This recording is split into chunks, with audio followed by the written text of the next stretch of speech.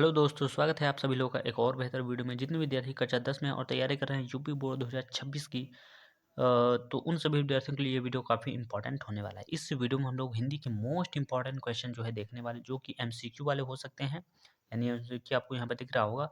और हम ये भी पढ़ेंगे कि जो गद्यांश और पद्यांश वाले प्रश्न होते हैं उससे हम लोग कैसे सॉल्व करेंगे। तो वीडियो को आप लोग पूरा देखिएगा। चैनल पर नए हो तो चैनल को सब्सक्राइब जरूर कीजिएगा। तो चलिए क्वेश्चन को शुरू करते हैं, ठीक है। तो यहाँ पर आप लोग देख सकते हो, ये दिया गया आपका प्रश्न नंबर पहला। और प्रश्न नंबर पहले में क्या बोल रहा है, कह रहा है कि आचार्य रामचंद्र शुक्ल किस युग के लेखक हैं।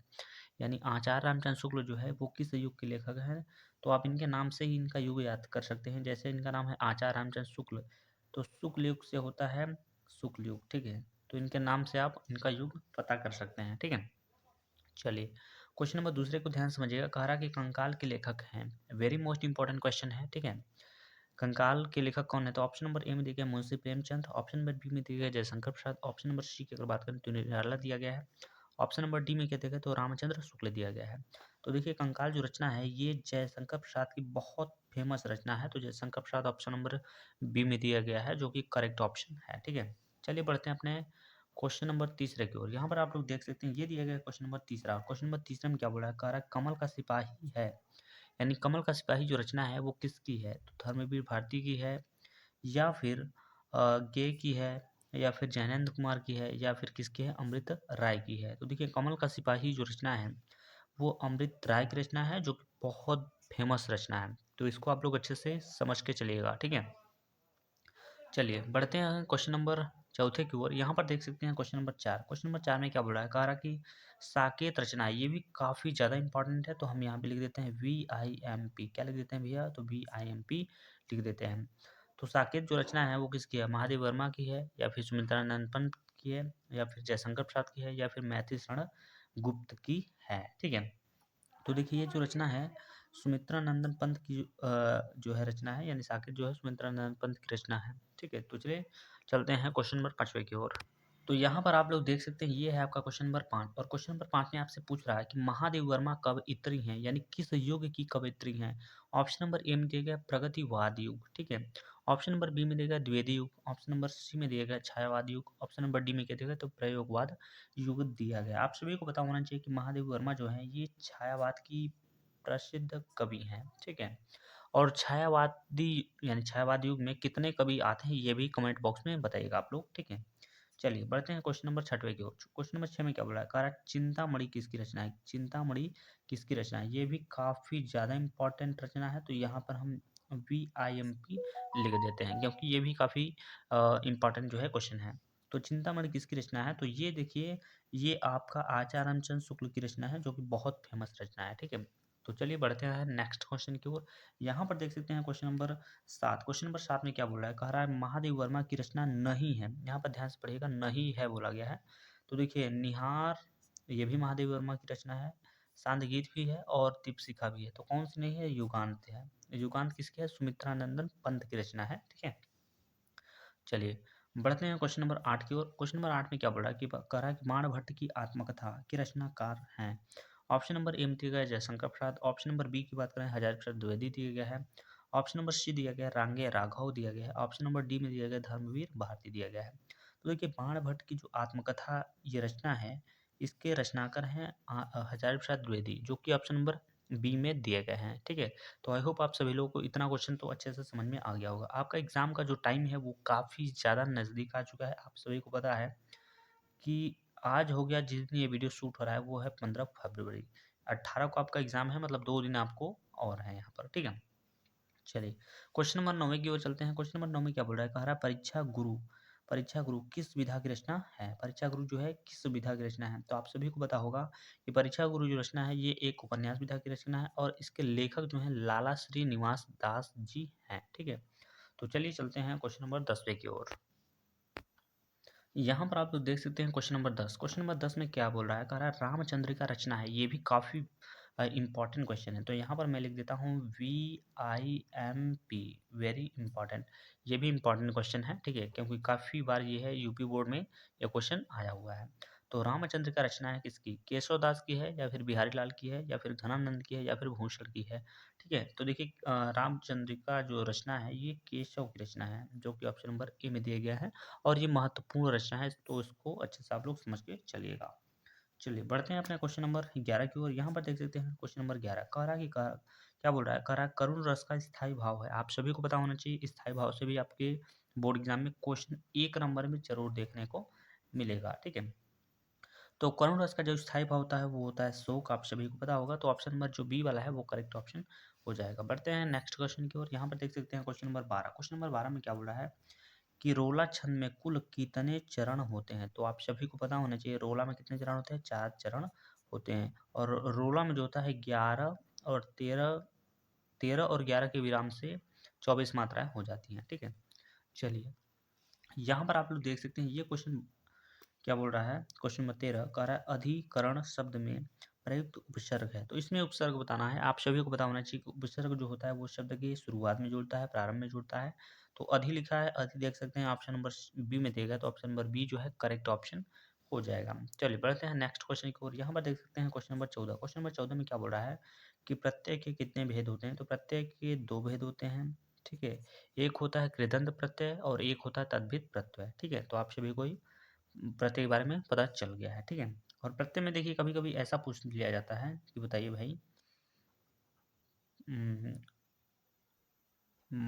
पागलपन। ठीक है, पागल इसमें कौन सा प्रत्यय है ये पूछ लेता है, पागलपन में कौन सा प्रत्यय है।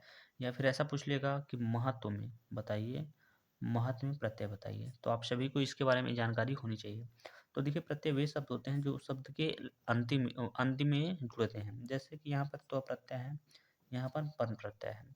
जैसे एक शब्द होता है मिठाई। ठीक है, क्या होता है? मीठा ई। तो प्रत्यय इसमें पूछा जाए कौन सा है, तो इसमें आई प्रत्यय, क्योंकि पीछे देखा जाए तो आई मिठाई। ठीक है, तो कौन सा प्रत्यय है? आई प्रत्यय है। तो आई होप आप सभी को समझ में आ गया होगा। तो चलिए बढ़ते हैं क्वेश्चन नंबर 15 की ओर। तो यहाँ पर आप लोग देख सकते हैं क्वेश्चन नंबर 15। क्वेश्चन नंबर 15 में क्या बोल रहा है? तिरंगा में कौन सा समास है? ठीक है, तिरंगा में देखिए यहाँ पर आप ध्यान से समझोगे तो तिरंगा, तिरंगा मतलब 3 रंग। ठीक है, और जहाँ पर आता है गिनती या फिर संख्यावाचक शब्द आता है तो आपको मानना होगा द्विगु समास पे। तो ऑप्शन नंबर हो जाएगा बी वाला करेक्ट ऑप्शन हो जाएगा। ठीक है, चलिए बढ़ते हैं क्वेश्चन नंबर 16 की ओर। यहाँ पर देख सकते हैं कह रहा है कि क्षीर, यहाँ पर मैं नहीं, क्षीर का तत्सम रूप है। तो क्षीर को क्या बोलते हैं?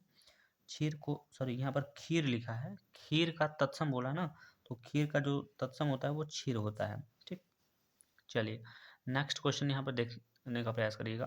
तो क्वेश्चन नंबर 17 में क्या बोला है? कह रहा है कि सोहत ओढ़े पीठ पर श्याम सलोने के आत मनो नील मणि शैल पर आतप प्रयोग प्रभात में कौन सा अलंकार है? तो देखिए ये अलंकार जो है आप ट्रिक से आप आसान तरीके से समझ सकते हैं। यहाँ पर आपको जनु जानो, मनु मानो, जनहु मनो ये सब दिखाई देगा। तो वहाँ पर कौन सा अलंकार हो जाएगा? तो उत्प्रेक्षा अलंकार हो जाएगा। आप सीधा ट्रिक मार देंगे। चलिए क्वेश्चन नंबर 18 को समझते हैं। कह रहा है कि मोहना द्वारा चित्र बनाया गया, इस वाक्य में वाच्य बताइए। तो इसमें क्या हो जाएगा? इसमें कर्मवाच्य हो जाएगा, यानी कि मोहन के द्वारा चित्र बनाया गया तो कर्मवाच्य हो जाएगा। आई होप आप सभी को इतना समझ में आ गया होगा। तो चलिए बढ़ते हैं क्वेश्चन नंबर 19 की ओर। यहाँ पर ध्यान समझने का प्रयास करिएगा। ठीक है, यहाँ पर आप लोग ध्यान से समझने का प्रयास करिएगा। क्वेश्चन यहाँ पर देख सकते हैं 19 में क्या बोल रहा है? कारण नद्यो रूप है नदी शब्द का।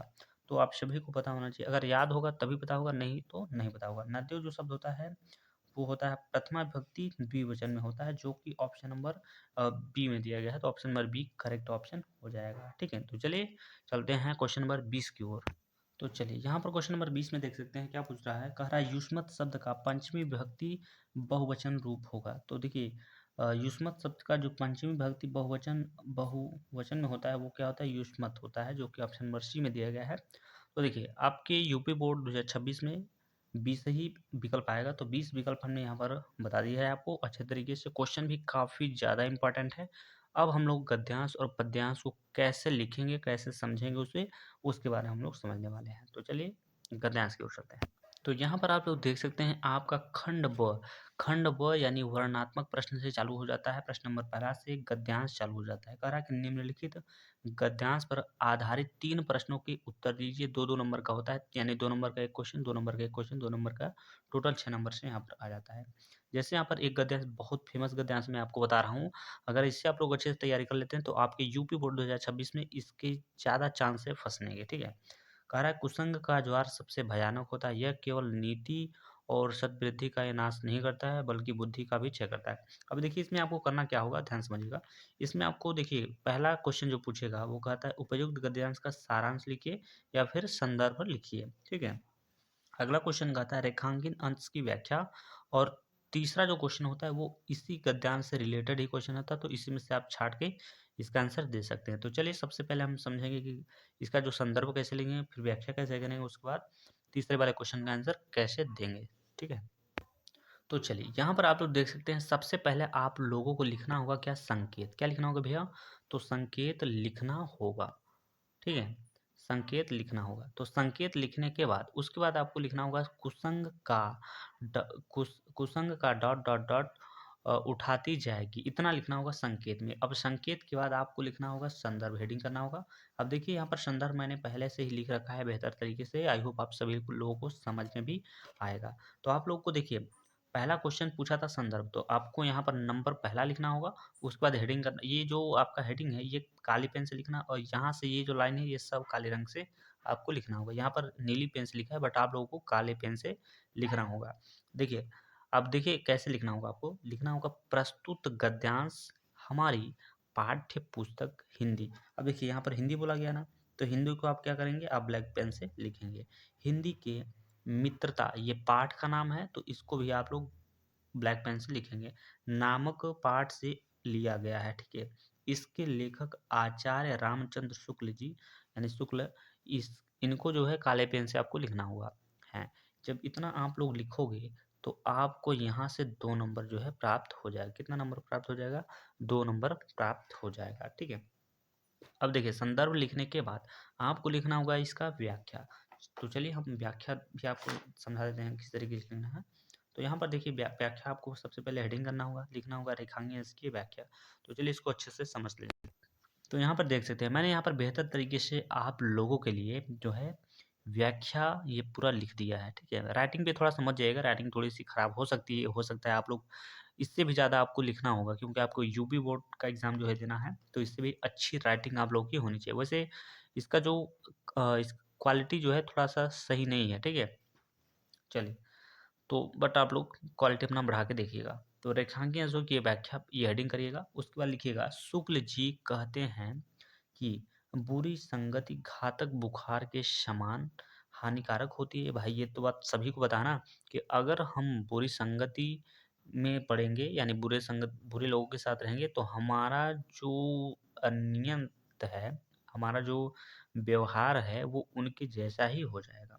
आगे कह रहा है जिस तरह कोई व्यक्ति यदि भयानक ज्वर, ज्वर मतलब बुखार होता है, से ग्रसित हो तो वह उसी उसके शरीर और स्वास्थ्य को नष्ट कर देता है। कहने का मतलब ये हुआ कि जिस तरीके से आपको जो है बुखार हो जाता है और वो जो है आपके शरीर और स्वास्थ्य को क्या कर देता है, नष्ट कर देता है।